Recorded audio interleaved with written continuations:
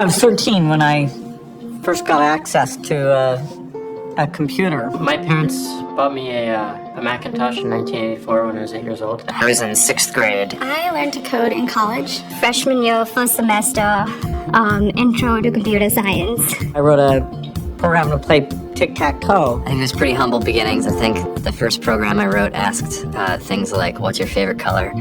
Or how old are you? I first learned how to make a green circle and a red square appear on the screen. The first time I actually had something come up and say, "Hello world," and I made a computer do that. It was just astonishing. Learning how to program didn't start off as wanting to learn all of computer science or trying to master this discipline or anything like that. It just started off because I wanted to do this one simple thing. I wanted to make something that was fun for myself and my sisters. And I wrote this little program and then basically just add a little bit to it. And then when I needed to learn something new, I looked it up either in a book or on the internet and then added a little bit to it. It's really not unlike kind of playing an instrument or something, or playing a sport. It starts out being very intimidating, but you kind of get the hang of it over time.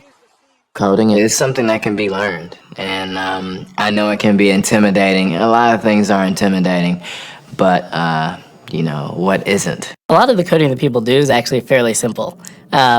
It's more about the process of breaking down problems than sort of coming up with complicated algorithms as people traditionally think about it. You don't have to be a genius to know how to code. You need to be determined. Addition, subtraction, that's about it. You should probably know your multiplication tables.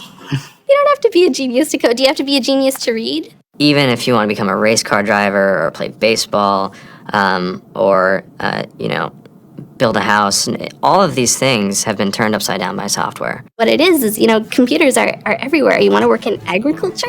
Do you want to work in entertainment? Do you want to work in manufacturing? It's just all over.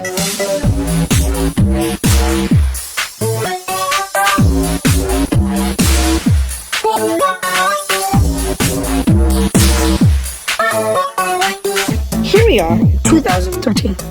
We all depend on technology to communicate, to bank, information, and none of us know how to read and write code. When I was in school, I was in this after-school group called the Whiz Kids, and when people found out, they laughed at me and, all these things. And I'm like, man, I don't care. I think it's cool, and, I'm learning a lot, and some of my friends have jobs. Our policy is literally to hire as many talented engineers as we can find. The whole limit in the system is just that there just aren't enough people who are trained and have these skills today. Get the very best people.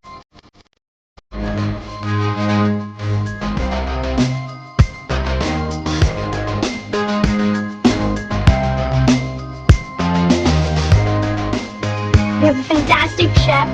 Free food, Breakfast, lunch, and dinner. free laundry. Snacks. Even places to play and video games and scooters. There's all these kind of interesting things around the office and places where people can play or relax, or go to think or play music or be creative. Whether you're trying to make a lot of money or whether you just want to change the world, computer programming is an incredibly empowering skill to learn. I think if someone had told me that software is really about humanity, that it's really about helping people by using computer technology, it would have changed my outlook a lot earlier. To be able to actually come up with an idea and then see it in your hands and then be able to press a button and have it be in millions of people's hands. I think we're the first generation in the world that's really ever had that kind of experience. Just to think that you can start something in your college dorm room and you can have a set of people who haven't built a big company before come together and build something that 1 billion people use as part of their daily lives is just crazy to think about, right? It's humbling and it's amazing. The programmers of tomorrow are the wizards of the future. You're going to look like you have magic powers compared to everybody else. I think it's amazing. I think it's the closest thing we have to a superpower. Great coders are today's rock stars. That's it.